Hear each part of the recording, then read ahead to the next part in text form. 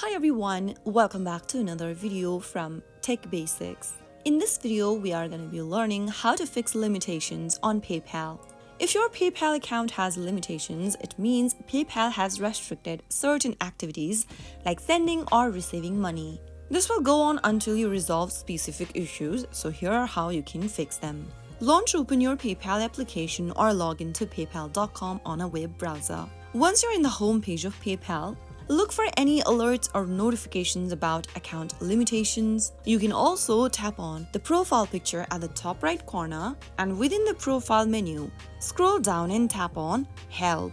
Now, look for the Resolution Center option and tap on it. You will then need to log into your PayPal account once again. Log in via Face ID or password, whichever is best for you. And then, once you're inside this Resolution Center page, if there is any issues related to your account, such as limitations, it will be listed on this page. Complete the required steps on the page. You may need to provide documents such as photo ID, proof of address, business information, etc.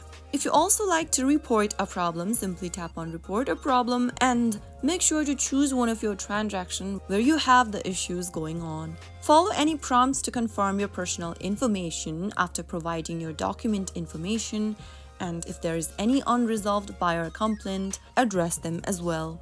Verify your linked account, such as your email address, phone number, and bank account. Make sure they are verified properly. Update any outdated information, and once you follow through the steps and provide a required documentation or information, PayPal will review your account, and the process will usually take 2 to 5 business days for resolution. So if you ever have the limitation issue on your PayPal account, you can directly contact the Resolution Center and follow through the prompts and provide any necessary documents. That way you will be able to fix your limitation. So that's it for today's video. I hope you found the tutorial helpful. If you did, make sure to give us a thumbs up and subscribe to Tech Basics for more PayPal tips and tricks.